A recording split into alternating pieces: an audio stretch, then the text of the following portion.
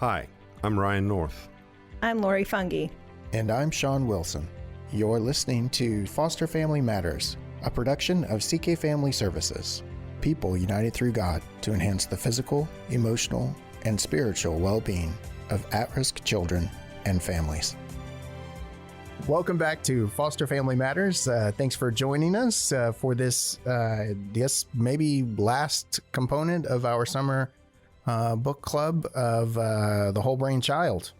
We're so glad that you are continuing to tune in. We have no idea why you are, but we're grateful that you are. And you're assuming that they are. We're assuming that you are. We're not just floating this out into the ether of the internet and whatever. We're praying that they're still listening. Yes, please. We do pray. We pray for you and we pray for ourselves as well. But thanks for joining us. Remember, we have a Facebook group that you can join if you're looking for community to discuss some of the things that we have been floating out there with others. We've got folks who have actually joined the community, and we ourselves all each log in and take a look to see what's going on there. So it's a good opportunity to interact with us and build community for yourself. Don't forget to like the show if you like it, and subscribe and share and review and so on and so forth. And without any further ado, I believe today we're talking about the me-we. Is that right? We are. The me-we connection. The me-we connection. I prefer the way you said we talk about the me-we. Me-we? Like me-we is a word. Me-we? It should be one. We? Moi. Moi. Hey, can I say something to start us off? Please do. I love the human brain. I've said that before. But here's why I love study of the human brain, because it is where science and scripture intersect, right? Because neuroscience explains a lot of things about why we do the things we do. And that's all governed by this beautiful, beautiful organ that the Lord created. Often we'll get into science versus religion battles and stuff. And I'm like, scientific discoveries discover and can explain things that are already there, right? Like the Wright brothers didn't figure out how to fly. They just figured out how to harness the physical attributes that already existed in the universe and how to leverage that for flight. So in this book, it says the social brain, wired for we in this chapter. We are wired for we. And when I read that, I thought about this. We were made for relationships. Yes. Right? We're wired for we. Yes. We're made for relationships. If you go right back to the beginning of the Bible, the Lord saw what he had made and he saw that it was good. The Lord saw what he had made, saw that it was good. And then Adam is made and the Lord saw that it was not good for man to be alone. I always found that interesting. And then he says, come, let us make man in our image first, and then let us make a helper suitable for him, is what the Bible says. Because we were made from relationship for relationship. If you've gone to church at any point in your life, you've probably heard that before. Right. But we were made for relationships. And the tragedy about the population of kids that we're parenting is that has been stolen from them because of their trauma. And so that's the beauty of understanding the human brain, is how do we rewire it, right? Or that rather than sorry to interrupt, but rather than it hasn't been stolen, it was theirs just done poorly. The relationship wasn't healthy. It was entirely dysfunctional, and that created a dysfunction and changed the trajectory of where that relationship could have gone. Yeah, so that's what I meant by stolen, because not just changed the trajectory of that, but it also changed the trajectory of their ability to seek and form healthy relationships moving forward. Healthy. Yeah, right. They'll form a relationship, but it may not be healthy. But that's been taken from them to some degree by the experiences of their life. And this book is coaching us on how to do that back, right? The next thing they talk about, because we have to move to some of the other things, but the next thing that section is about mirror neurons, or if you want to insert you pronouncing it correctly, you can do that if you want to. Looking glass neurons, which is interesting that we only discovered discovered this idea like in the mid-90s. For anyone who's not getting that reference, be sure to listen to the most recent episode prior to this one. Yes, because I cannot pronounce mirror with any degree of certainty or skill. It is kind of fun to listen to Lori try to say it too. Well, I was going to say, now it's speculation out that I can't either. So let's hear it. Mirror. I think that sounds as badly as I do. It is. It's like meerkat. Mirror. She's from Wisconsin, so you have to give her that. Another lie. I don't know if we're going to get to any content today, but we're going to enjoy. Back to the brain. So this is the simplest way that I can explain what mirror neurons do, right? Because this is the part of your brain that's wired for you to connect with other people, right? So when you're holding a baby and the baby smiles at you, what do you always do? Stick smile my back. tongue out. Smile back. No. You may be atypical. You smile back, and when you smile at and you stick your tongue out at the baby goes back, right? And so now I remember reading in a book, which one it was, maybe the Perry book, talking about how like research now says that like 2 hours after birth, those mirror neurons are activated. Wow. And so the kid's already seeing, looking at you as a mirror. And that's how we connect in relationship, is that we see ourselves in other people, right? Other people see themselves in us. And that's why this, holding the baby and delighting in the baby and all of those important things that cause all of the right juices to get released in the brain, which of course the brain to be wired the way it's supposed to. When the kids don't get the delight, not all that happens. It's also a great way to remote control other people, right? Leveraging the mirror neuron. You can. Yeah, because I like the words you're using: leverage and remote control. It's the world I live in. But seriously, to your point, I mean, these mirror neurons are useful for us and our experiences to learn. But if you're in a parenting situation and you're trying to, I almost said control. If you're trying to manage an experience between you and your child, putting your physical state into such a way that you want their physical state to look like can produce the effect that their physical state starts to mirror yours. Yes, right? which actually does take some self-control. That's right. Because that doesn't feel naturally, because we're typically driven by our emotions. So if I go into a high-tense situation with my child and I'm not mindful and in control over what my body's doing, I'm sharing that, and his or her mirror neurons are going to pick up on that and respond in a very similar way that I am. And you continue to have this conflict, and it becomes contentious. Well, and it's just automatic. Like, even being aware of it, being consciously aware of it as I am, I'll be in a meeting with someone and find myself crossing my legs at the exact moment or shortly thereafter. Right. Someone else crosses their legs, or crossing my arms, or putting my hands in a certain way, or Taking that a sort drink of thing, when right? somebody else does. Yeah, exactly. All of that. So anyways, it's a good tool to leverage, in my opinion, to remote control other people. I remember about 10 years ago going to a Dealing with Difficult People seminar. And this the guy, he used to be the head of human resources for Coca-Cola. And then he left that and started doing human resource consulting and these seminars. And he said, and this is the first time I heard this idea, and it's been reinforced and repeated many times since, that when somebody is really angry, being completely calm is not helpful. We think, well, they'll want to match our calm. He said you have to go, like, if they're at a 10, you go to an 8. Mm-hmm. Because what's going to happen is they will come down to an 8. They can't go from 10 to 0. They'll come to an 8. And when they get to 8, you go 5. Right. And you step them down. Right. That was his advice. And then getting into the brain and trauma parenting and stuff like that, talking about matching your child's affect, not affect. So if they're really, really angry, you get a little bit of a look on your face because of the mirror neuron things. They're actually connecting with you now, instead of you just like, I can really tell that bothers you, Sean. Right? Anybody that's ever spoken to me like that, it amped me up. Yep. Right? It amped me up. I once saw my dad in an argument with a guy when I was in high school. The guy was a lawyer. My dad's not. And so this guy was doing his best lawyer thing, and he was just speaking calmly to my father, and I could it was like throwing fuel on the fire. Just like revved him up so much. And that's part of the mirror neuron thing, like seeing, like you need to know that I care. Right. Because I can tell that really bothers you, Sean. Works in calm environments, but does not work in one where you're about to throw things across me at the room. And so, I mean, that's a really good skill, a difficult skill to master, is being able to get 80% of the way there and still staying in control, because it does actually help the kid step down. Because what my daughter learns when I have the same look on my face as hers and I have a little bit of an accelerated tone is all she hears is, Daddy cares. Yeah. Well, it's the same principle. So if you were to be bitten by pretty much anything other than maybe a mosquito, I'm not sure this principle works with a mosquito, but we'll tell you at the end of your analogy. Highly intrigued now. So when you are bitten, whether it's by a dog, a cat, a human, whatever, You should not. What's going on at your I'm house, not saying it happens all the time. I'm using it as an analogy. Roll with me here.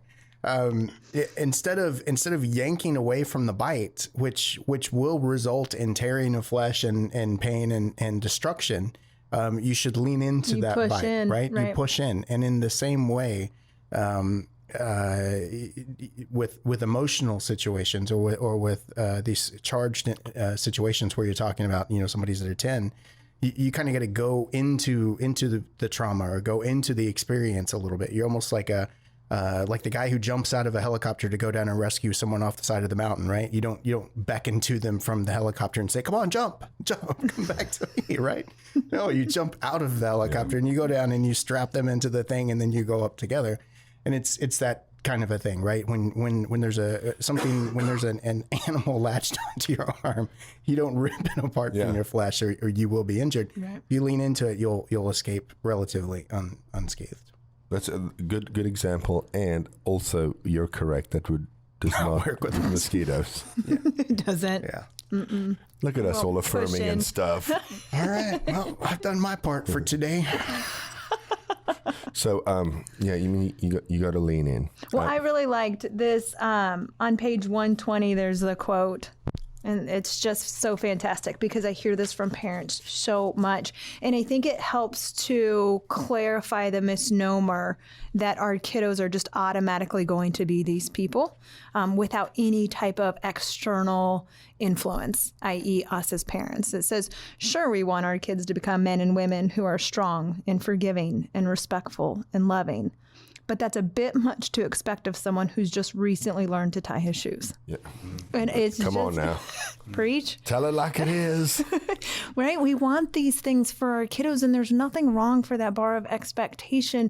But the idea is legitimately 5, 6, 7-year-olds, they've just learned to tie their shoes, or they've just learned what it means to put the dishes in the dishwasher, or put my clothes in the laundry basket as we get older and older. And we want them to be able to embrace and have mastery over these really complex emotions and feelings and personal exchanges, to be forgiving to somebody, to be compassionate and empathetic. I know plenty of adults that don't do that well either. And I can say I don't do that. I'm not nailing that 100% all the time. Right. And so I need to check with myself. Thank you. I was going to say, you were talking about Ryan, weren't you? I was. You cannot throw that on me now that I've affirmed her. It's like that birthday. I insist. He used his affirming shield. Anyways. I like affirmity. That's a great point, though. Yes. Right, and it kind of stings a little bit. I mean, it's like, oh. Well, there's some things we do. Hurts. There's some things we do culturally, and I mean, mostly sort of Western culture, not just here in the US, is like, Dad will leave and go, you have to be the man of the house while I'm gone. Mm-hmm. Like for the day, for a business trip or whatever. And we'll talk about that thing, obviously. Everybody travels and stuff like that. But this is something from you have to be the man of the house. Yeah. Well, telling a 5-year-old they have to be the man of the house sounds cute, but I think the more you say it, the more you actually have expectation of that 5-year-old to act like an adult. Imagine in my household and my growing up hearing that at age 7 as a girl. You had to be the man of the house? I had to be the man of the house. Yeah, okay. Oh my gosh. This episode just turned into therapy for fungi.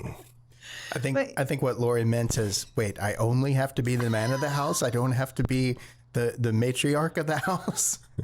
Win for me.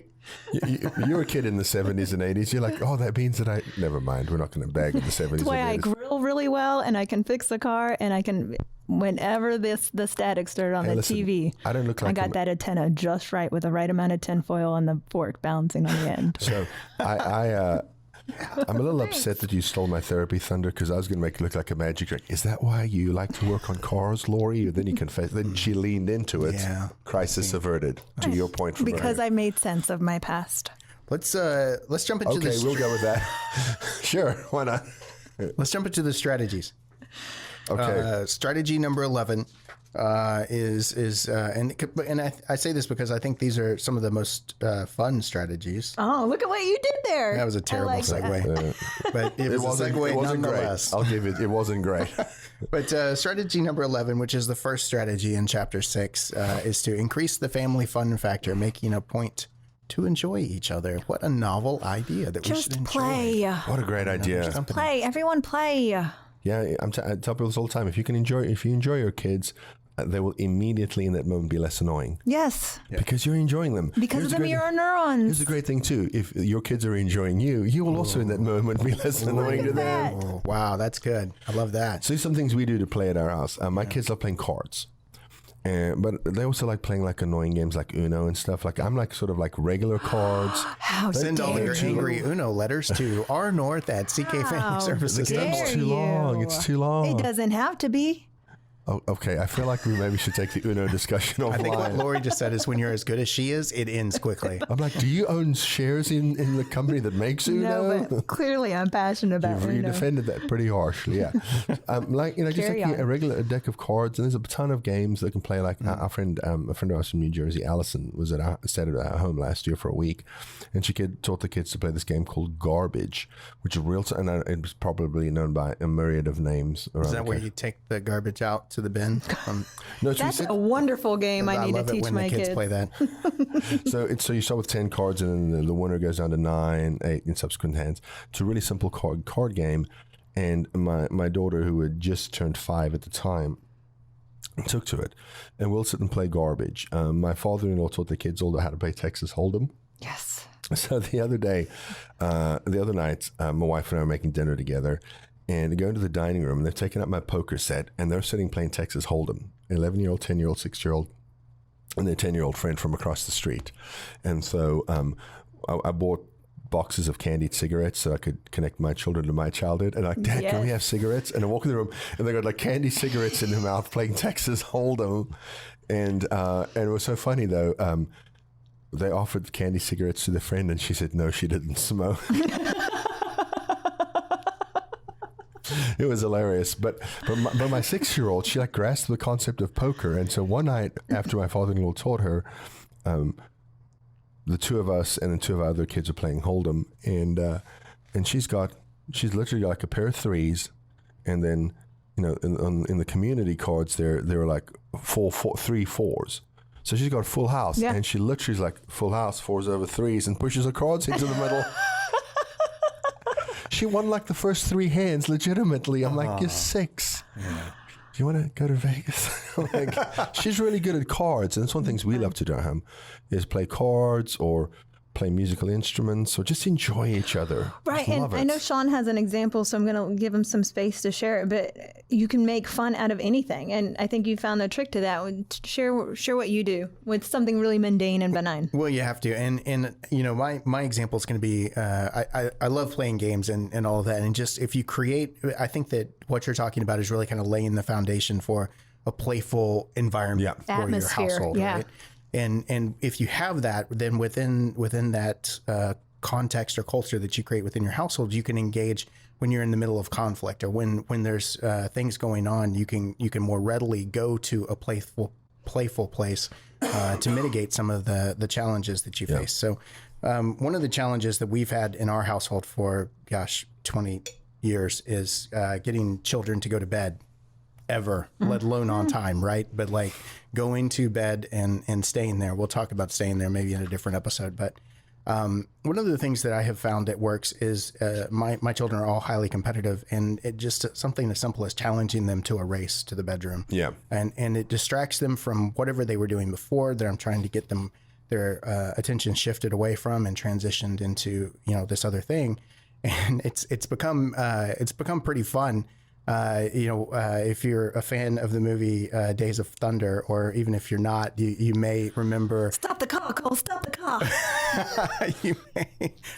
I'm not sure about that one, but you may remember that if you're not rubbing, you're not racing, baby. So when my daughter and I race to the bedroom for her bedtime, it has become quite the physical event, which is utilizing some other strategies we know about, physical contact and and so on and so forth to alleviate the stress of now we're transitioning from what we thought we wanted to do to this other playful thing to get to the place that we need to be at. So I like that story for a bunch of reasons. One of them being, if there's stuff that needs to be done, if you can get everybody to do it playfully, you'll get it done. Absolutely. Like, think about the things we argue with our kids about, i.e., like, so at our house, we have nighttime chores, which means that everybody rotates, and basically what that means is they need to sweep the floor in the room, any stuff that's lying around, just pick it up. So it's like 5-6 minutes of your life. It's not a big deal. And then on Saturday, we'll do like deep cleaning chores. We've got clean bathrooms and stuff.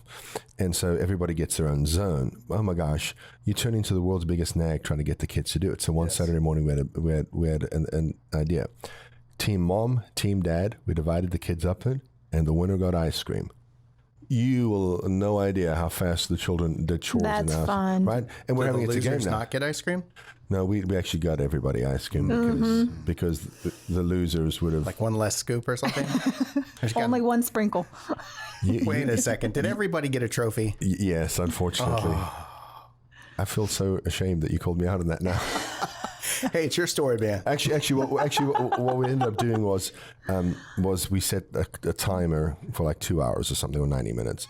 And if both teams, so the winner automatically got ice cream, but if the second team finished their chores under the timer, they could get ice cream as well. Sure. So they didn't have to work for a little bit. But when we made it a game and we were all having fun, it got done. It's fantastic. So that's helpful parenting tool. It's one of Turn the everything closest. into a game, because kids are competitive. That's Yes. right. So if you had rub and you went racing, It's one of your the- daughter would think yeah. less of you if you didn't bump her into the wall as Right. you turned that corner on the stairs. Yeah, absolutely. That's Or exactly tripped her right. as She's like, she I was can't running. respect you, Dad. You race clean. When I go slowly, she berates me when we get to the top. She's like, winning wasn't as fun today because you didn't really try. Yeah, that's right. You didn't try. She knows you weren't in it. I mean, I can appreciate beating you because you're getting old, Dad. But the fact that you didn't even try, that's kind of it shows a Don't great. placate me, It Dad. shows a great deal of disrespect That's to right. me and my abilities. That's Yeah, right. you can relate. I get it. Yeah. Oh my gosh. So, and talk about so something else that was in the book. I'll say this and then I'll be quiet for a minute maybe. But I feel like I'm talking a lot. We like it. Because This whole podcast thing. It's your ninth cup of coffee as well. To go with the 2 Red Bulls and caffeine pills you use. I stopped using the caffeine pills. Yesterday. All joking aside, I don't use caffeine pills. That's true. And he doesn't drink Red Bull either. It's I just, don't. it's just Does it. coffee. I It's just just drink coffee. Ethiopian Kenyan coffee. From the leeward side of a mountain that he roasts with the warmth from his hands. Enough. They don't care that much about me. But we in the do. book, there's a cartoon in the book that illustrates this sort of playful engagement that I really like, because this also kind of comes up in a household where you have multiple kids and the parents are oftentimes have to split to divide and conquer, right? And what page is that on, Lori? I'm on 134. Is it the bathtub? Yeah, it's the with bathtub. Mom and Dad? Yep, it's the Yeah. bathtub with mom and dad. So they're in the bathtub and the child is asking for dad to wash her hair, and mom is like, in the how it could be scenario, mom's like, well, dad's up taking care of your sister. You can't, he can't come down right now, and it kind of could precipitate into the daughter, demanding or whatever. And that can spiral out of control. I love how they show it in the second part there, where mom starts talking like dad, right? And kind of imitating dad. Oh, you want dad, huh? Well, here's dad, da, da, da, da, da, right? And I think, I've seen that in practical application in my household work. Not that exact scenario, but that kind of, and I think dads get a bum rap here, because I think that's basically a dad joke, right? Yeah. Like that's a dad joke. And I think that dads kind of naturally do that maybe from time to time. But that sort of playfulness will avert a mini crisis. Absolutely. Well, I think what that cartoon illustrates and what you were saying is that we often think it takes more work to be playful than it actually does. Oh, there you go. Right, because we think we have to stop down. And, I said to one of our kids' therapists one time, I said, I don't think I'm a very playful person. And she said, I'd like to challenge that. And I said, why? She said, because you come in here and vocally spar with me every single time I see you. She says, you're playful with your words. And so I kind of took that to heart. And so if we're trying to diffuse a situation at home, I'll just do like a random accent. I can talk like an Australian or a drunken Glaswegian, which is a Scottish accent, but mumbly, because I can't do a really great Scottish accent. And so the kids always laugh. Like, it diffuses them immediately when I do goofy accents. And they laugh all over the time. And that doesn't take hard work. I didn't even have to get out of my chair. I just start dancing. They all like hit the floor. I was going to say would laugh body at you movement. dancing, yes. Absolutely. Yeah. I embarrass the heck out of them when I dance. And Oh, you mean you dance in public? I do. Embarrassment I is do. such an underrated skill. I know. The ability It's to just embarrass so others. Let's just be clear. Shaming wrong. Embarrassing is fine. Embarrassing. That's a win. Embarrassing is right. As a matter of fact, we're Especially going when you to have amend teenagers. the whole brainchild. Strategy number 13 is embarrassing your family. Dance like nobody's watching, seriously, we mean it. Yeah, exactly. And if you didn't grow up in a playful environment, this is going to be tricky. But I hope what you're hearing from Ryan and Sean and myself is that we all have the capacity within us. We just have to tap into what feels most natural with our personalities and our temperament. Sean and I are dancers. Ryan talks funny. There is something that you have within It's you. called an accent, Lori. It might be just talks funny. it might be an insult to actual dancers to call me a dancer. I'm just As Sean and I myself. dance. Ryan just All I talks have funny. is the shoulder shrug. And now everybody has it because this is being video. You're welcome, everyone.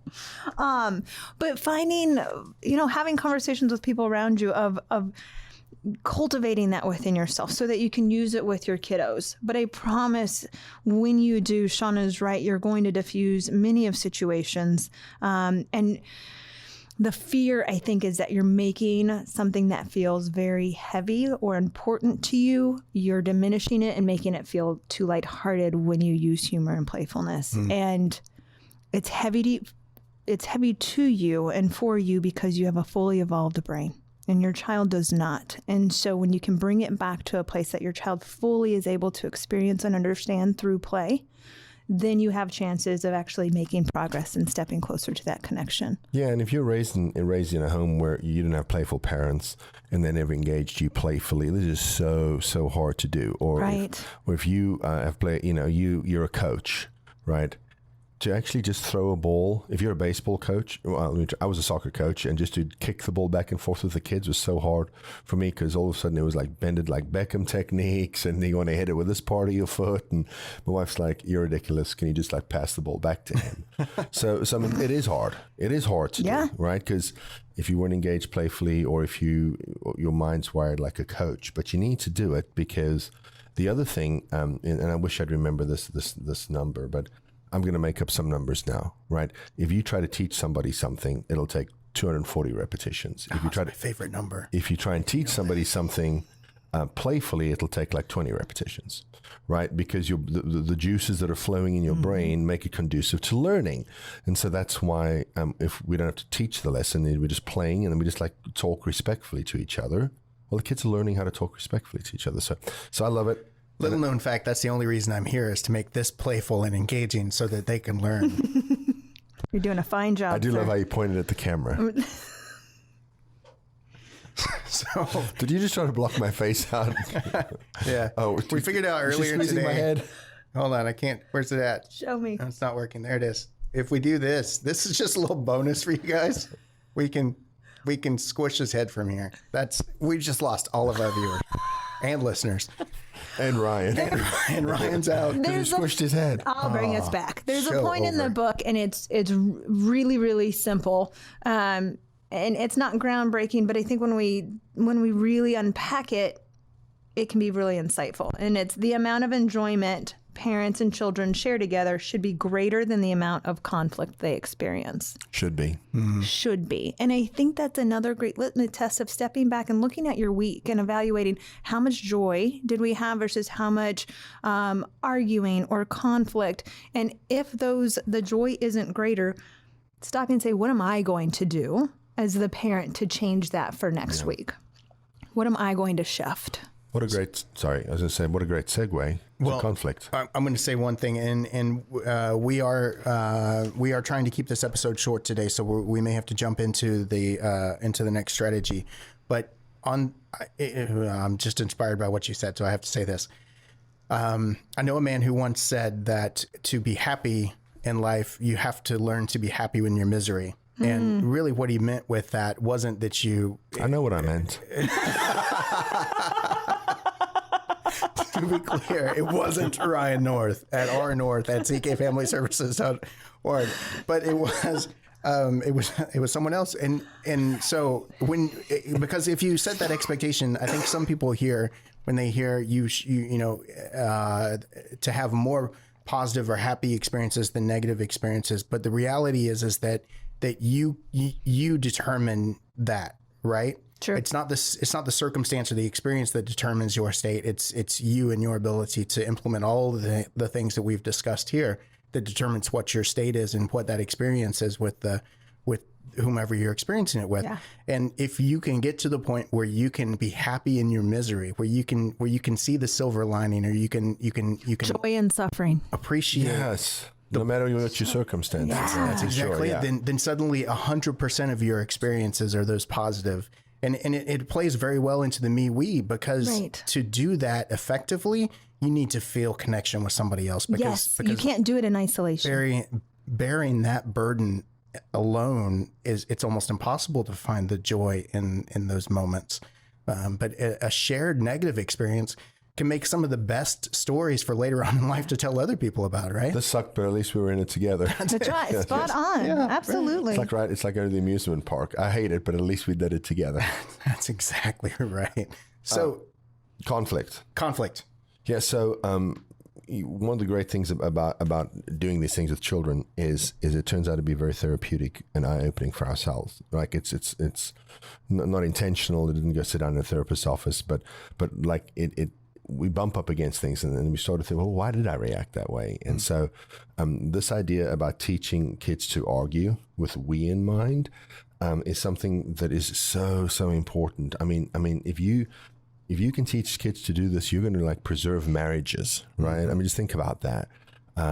Because if we're still, we in mind, and so early on in our marriage, and I can say this because my wife tells us in front of people all the time now. I still remember the night she had this realization. We were teaching in parenting classes, and she went, I just figured something out.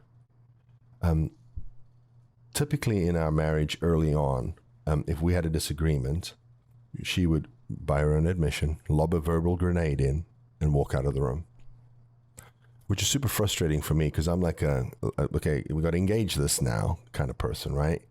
And she said, I realize that I'm not great at conflict because I didn't have an example of it and I wasn't taught how to do it. Like her parents never, ever had conflict, negative, saw the resolution, anything in front of the children. She said, I could tell my parents argued because of the silence between them for a day or whatever. She said, but I never actually saw them work through an issue. And then I realized at 32 years of age or whatever, when she was, that I don't know how to have conflict with people because I was never taught. Right. And so that's why I think this is such a great close, like this is the crescendo of the movement here, because if we can coach people how to have civil discourse, how to have conflict but still be moving in the same direction, how to actually make your point and let somebody else make theirs. Yep. Oh my God, you just get a resolution so much better. And I think this is just a super, super, super important. Not that the rest is not important, but Absolutely. I think this is a fantastic skill to teach children. If we don't know how to interact with and within conflict, we have the misnomer that it's isolating. Any kind of conflict can be really isolating. If I engage in an argument, I'm fearful that there won't be any kind of positive outcome or repair or reconnection. And so there I am again, all alone on my island. And the healthy view is every interaction has some kind of conflict because we are all so unique. And to pretend that conflict isn't going to happen, I think is just number one, doing us disservice, but it's not honing our skills of positive interactions. It's almost as though you have to have both in order to have the whole. And I have to have conflict sometimes in order to have strengthened connections with others. And so when we teach our kids to avoid any kind of conflict, we're not equipping them to how to deal with life down the road, because there's no place in this world that's void of it. That's right. And so I think fully, not only is it just about how to be connected in conflict and how to get to a place of connection after conflict, but really the underlining message in this is all about empathy. And it's about understanding and seeing things from the lens of the other person. I mean, Ryan, you're here telling this story, but you know your wife better. You know your wife more deeper and more fully because of that interaction that you had with her, because she was sharing with you, and that strengthens your connection because you're able to empathize. Yeah, and understanding why I handle conflict the way I did was helpful. And so so the great thing that's happened over the course of the years is we have less conflict. But when we do have conflict now, it's more of a fair fight, and we repair afterwards, which is you kind of, the word I was thinking there was empathy, right? So it's helping the kids recognize other points of view. You're coaching them on being empathetic, right? Which is so, so valuable, because people who have no empathy are really difficult adults to deal with. They don't care about how it makes you feel. They don't care about how their actions impact you. And that's really, really difficult to deal with. So I love that. Listen to what's not being said, tuning to others. That's a great attachment skill, relational skill in non-clinical. And then repair, right? Because we talked about it in earlier this episode or the previous episode, the previous episode, where a lot of us weren't raised in parents who apologize. That's not what that generation did. And so I remember when we started incorporating this in our home, having to tell a 4-year-old that I was sorry because of the way I acted was really hard for me. Yeah. Because it was so humbling. We can now apologize without any difficulty now, because we've had to do it for some. We have had to do it because parents behave poorly.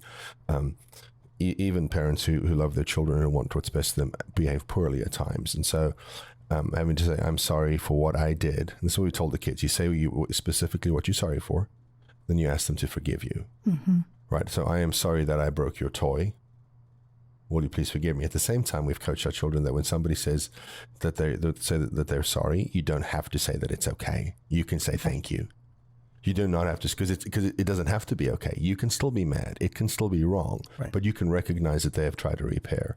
And the freedom of, I'm not ready to forgive you just yet. Yes, that's the other thing. Like we say, and if you're not ready, we'll help you get. You have to get to that place where you forgive your sibling. But if you're not ready for right now, that's okay too, because you're entitled to your feelings. Yeah. Because what happens is often, I'm sorry I did that. It's because I'm not apologizing to you. I'm apologizing so mom and dad don't hear me because I don't want to be in trouble. And so it's a valuable skill teaching, because ultimately what you're doing is you're teaching your children to take accountability for their actions. It's not meant to be a habit. It's meant to be a response. Yes. So we love it. Well, and I just want to caution folks, as you're using conflict as a teaching opportunity for kids, avoid a pitfall that I fell into early on with my second daughter in particular. My first daughter, my second child, was solving all of her problems for her, right? So like when the children come to you with some sort of a conflict, maybe it's not a conflict directly between you and them, but between peers or siblings or whomever, avoid the urge to solve the problem for them. Walk them through the steps, right? Just like if somebody comes to you and wants to know how to make a milkshake, don't just go make a milkshake for them, right? Walk them through the steps. Maybe the teaching them how to fish thing is a better analogy, but I like milkshakes. I like milkshakes. Yeah, I like milkshakes too. I particularly would like one right now. Milkshakes. Donuts. I think that's. I'll call that a pro tip. It's just avoid the situation where you feel like through sense of urgency or that you need to be the expert or whatever the deal is. Let people learn. By it's hard. Yeah, that's great advice. It is. Right, because if you want your kid to learn how to tie their shoelaces, at some point you're going to have to stop tying their shoelaces for them. Yeah, right. Or ride a bike, you're going to have to let go at some point. Yeah, at some point. And so teaching your child problem-solving skills, people said, well, I mean, is this really preparing my kids for the real world? And I'm like, what do you mean, compromises?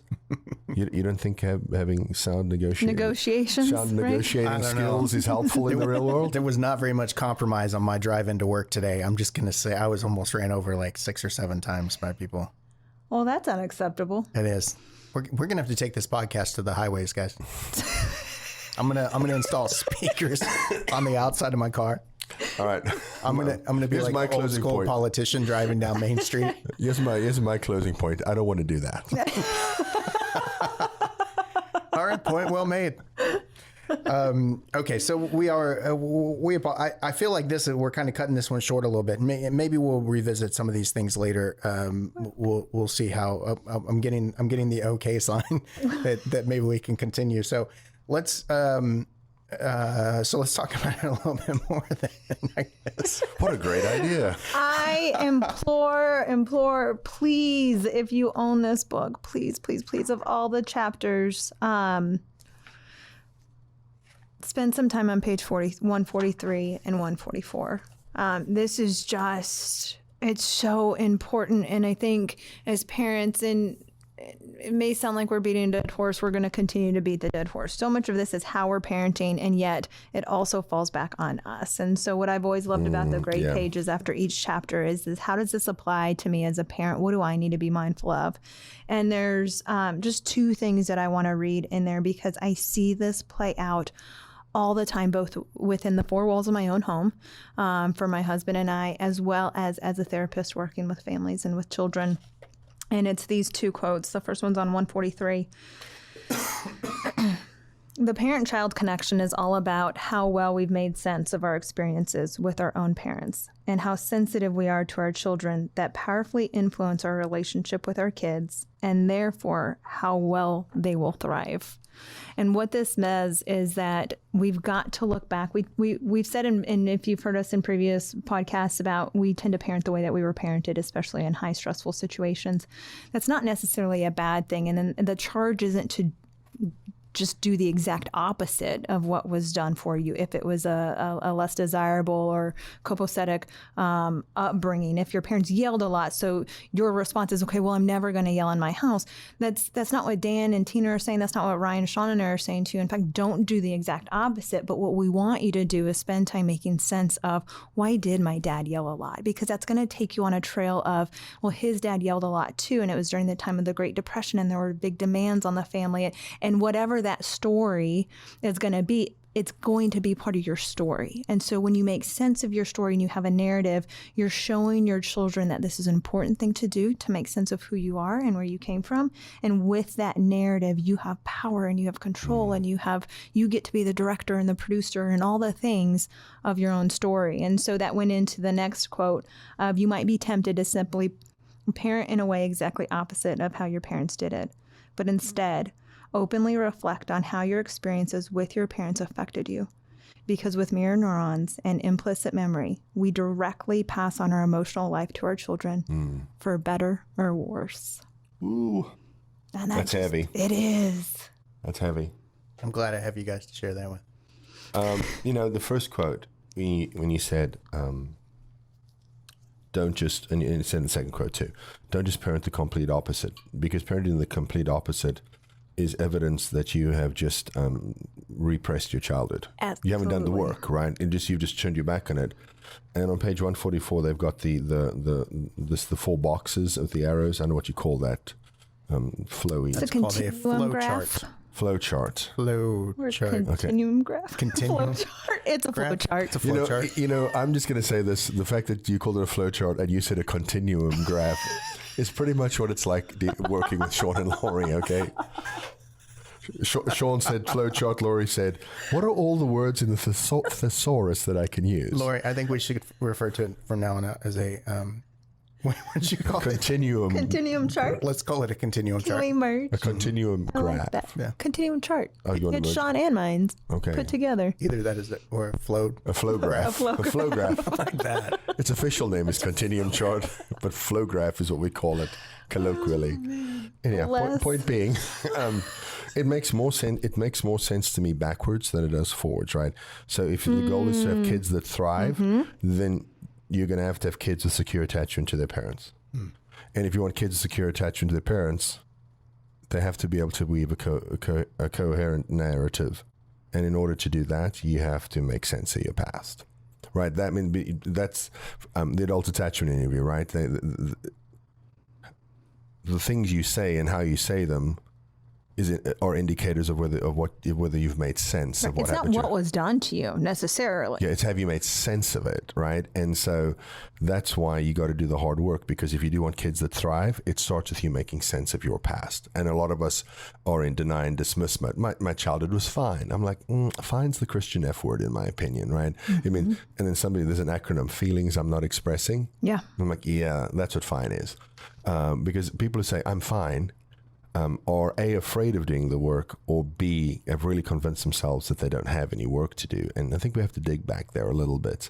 And one of the things that I know from working with parents over the years, that why they're afraid of doing the work is because they think that if they go back and dig and try to make sense of it, it will displease their parents, or they will end up feeling negative, have negative feelings towards It's going to shatter something in their own makeup, in their own framework. The truth of the matter is that those two things are not true. Right. It actually allows me to relate better to my father today than it did 5 years ago, because of some of, the results of him not making sense of his past and affected how he parented.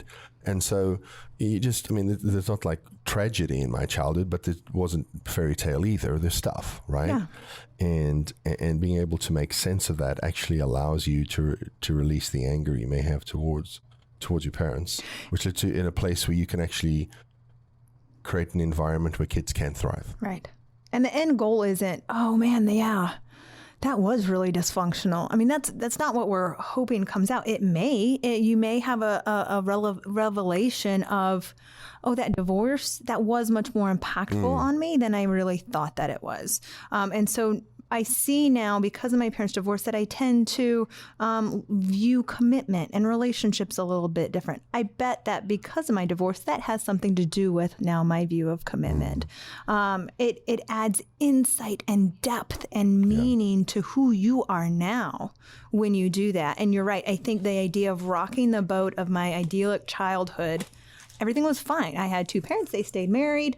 They're still married to this day. I was the middle child. I mean, went to private school, went to college, pretty ordinary, and it feels idyllic. And the idea isn't, we're not here to shatter, or we don't want you to shatter that, but we want you to go deeper so that you can understand yourself more fully. Mm-hmm.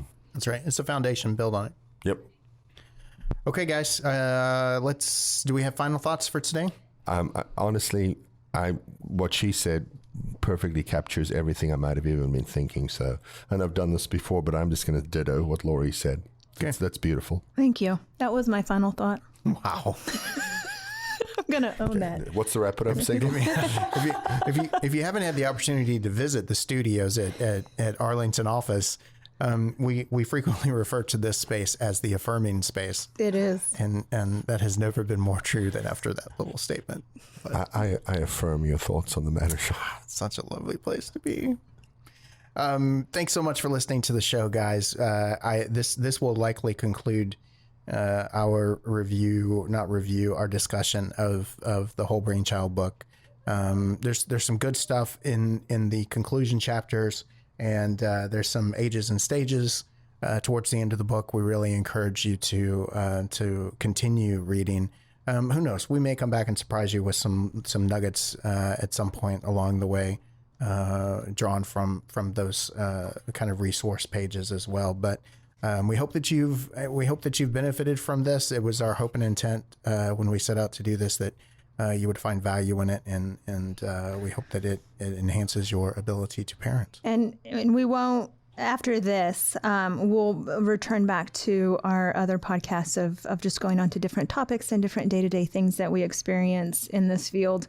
But I am curious. So on our Facebook page, if we have the opportunity to do another book study, send us some titles. Send us some books that you're reading that you'd like us to add into a discussion or another podcast. And we may not review the whole entire book, but maybe we can put some insights or some dialogue around that in that context. And so just let us know what you're reading, what you want to read, and if you want any direction from Ryan, Sean, and I, and how to steer you in the right place for your literary resources. We're here for you. And Lori said Facebook page, but I think she meant Facebook group. I did.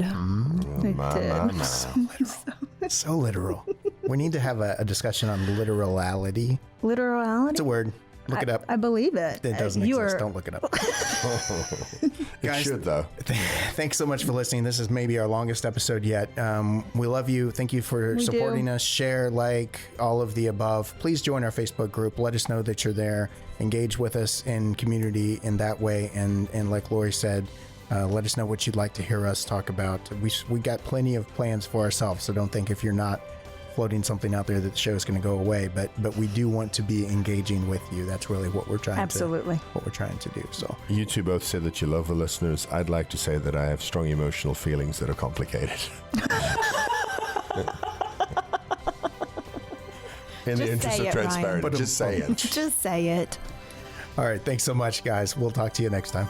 Bye.